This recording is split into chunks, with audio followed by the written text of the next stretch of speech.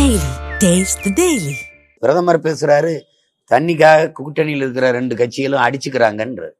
இது ஒரு பொறுப்புமிக்க நாட்டின் முதன்மை அமைச்சர் பேசுற பேச்சா அது பாருங்க. நாங்க நர்மதால எந்த பிரச்சனையும் இல்லாம பிரிச்சுக்கிறோன்றாரு. அது மாதிரிதானே நீங்க தலையிட்டு இதையும் பிரிச்சு கொடுக்கணும். அப்ப இந்த நதிநீர் சிக்கல்கள்லாம் இருந்தாதான் அங்க அவர்கள் அரசியல் செய்ய முடியுது. காவிரியில தண்ணி கொடுங்க தமிழர்களுக்குன்னு பாரதிய ஜனதா பேசுமானால் காங்கிரஸ் வெல்லும், காங்கிரஸ் பேசுமானால் பாரதிய ஜனதா வெல்லும். ஆனால் இங்க இந்த கட்சி தலைவர்கள் இது எந்த உரிமைக்கும் பேச மாட்டாங்க. நம்ம வாழ்க்கை பத்தி இவங்க கொல்லப்பட பாடம், மீனவர் கைதோ மீனவர் படுகொலையோ எதுக்குமே. ஆனா வாக்குக்கு மட்டும் வாசல்ல நின்றுவாங்க. இது ஒரு கொடுமை தான், அது நீண்ட காலமா நடக்குது.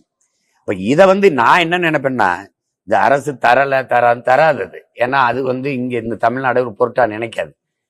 அது கூட்டணி வச்சு இப்ப பீகாருக்கு முன்னுரிமை கொடுக்க காரணம் நிதிஷ்குமார் ஐயா தயவுல தான் ஆட்சி நடக்குது.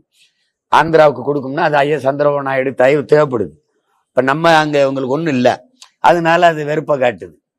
அதை நம்ம தமிழ் மக்கள் மனதில் வச்சுக்கிட்டு வஞ்சித்து தேர்தல் காலத்துல வீழ்த்தணும். நீதானே எனக்கு உரிய நிதியை தர மறுத்த அப்படின்ட்டு நம்ம மக்களுக்கு அந்த விழிப்புணர்வோ அந்த ஏதோ இல்லை. அது ஒரு சிக்கல். இவங்க இவ்வளவு பெரிய அதிகாரம், ஒரு மாநில அதிகாரம், 40 நாடாளுமன்ற உறுப்பினர் வச்சிருக்காங்க, இங்க 39 வச்சிருக்கிறாங்க. புதுச்சேரியில இவங்க உறுப்பினர் தான்.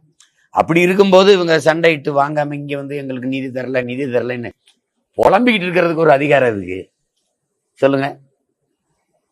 அது என்ன முடிவெடுத்தாலும் மக்கள் அவர் கூட நிக்க போறாங்க. நாங்க எங்க மாநில வரியை உனக்கு தர முடியாது, இல்லதானே? வெள்ளைக்காரங்காலத்துல தான் வரி கூடாத இயக்கம் நடத்த முடியுமா என்ன? நீ எனக்கு உரிய நிதி, நாங்க இதுக்காக போராடி சுதந்திரம் பெற்றோம், நாங்க தூக்குல தொங்கினோம், சிறைப்பட்டோம், செக்கிழுத்தோம், மிதிப்பட்டு எங்க முன்னோர்கள் இவ்வளவு ரத்தம் சிந்தி போராடியது உனக்கிட்ட அடிமையா இருக்குதானா? அத சண்டை போடணும் இவங்க போட மாட்டாங்க. அதைத்தான் அவர் தம்பி சொல்றார், சிறுபிள்ளைய சண்டை மாதிரி இருக்குதுன்னு சொல்றாரு.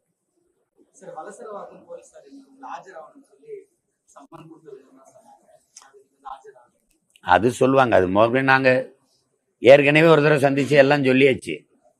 அவங்களுக்கு இந்த விளையாட்டை நிறுத்த விருப்பம் இல்லை, இழுத்துக்கிட்டே இருப்பாங்க. அதனால மறுபடியும் நேரம் கிடைக்கும் போது சொல்றேன்னு சொல்லிட்டேன். அது இல்ல வேற ஏதாவது கேள்வி? 2026 சட்டமன்ற தேர்தல் தமிழ்நாட்டில் எதை ஃபோக்கஸ் பண்ணி இருக்கும், எதை நோக்கி இருக்கும், எந்த பிரச்சனையை முன்னெடுத்து இருக்கும்?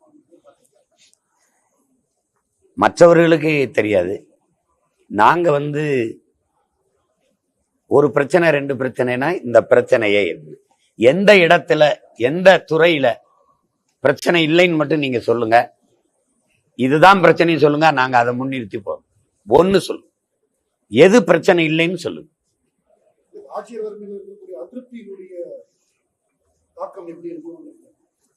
இந்த கட்சிகளால மக்களுக்கு அதிருப்தின்னு நீங்க சொல்றீங்களா? திருப்தியான ஆட்சி, நிறைவான ஆட்சி, நல்லாட்சி அப்படிங்கிறது வெறும் சொல்லாட்சியில தான் இருக்கும். இவங்களுக்கு தெரியாது, செய்ய மாட்டாங்க. இவங்களுக்கு தெரியாது, அது இறந்துருச்சு. அந்த ஆட்சி நடத்தணும்னு நினைக்கிற தலைமைகள், அந்த ஆட்சி அதெல்லாம் நமக்கு கனவாயிருச்சு. அது நம்ம தாத்தா காமராஜர் காலத்தோட முடிஞ்சிட்டு, பேரறிஞர் அண்ணா வரைக்கும் இருந்த அரசியல் நேர்மை, தூய்மை, நாகரிகம் அதெல்லாம் செத்துருச்சு. என்னைக்கு ஐயா கருணாநிதி அந்த நாற்காலியில் உட்கார்ந்தாரோ அன்னையிலிருந்து தீய அரசியல் ஆட்சி முறையின் தொடக்கம் உருவாயிடுச்சு. அது பாதகம் செய்பவரை கண்டால் நாம் பயம் கொள்ளலாகாது பாப்பா, மோதி மிதித்து விடு பாப்பா, அவர் முகத்தில் உமிழ்ந்து விடு பாப்பா. அண்மை செய்திகளை உடனுக்குடன் தெரிந்து கொள்ள இணைந்திருங்கள் எம் நாடு தொலைக்காட்சியுடன்.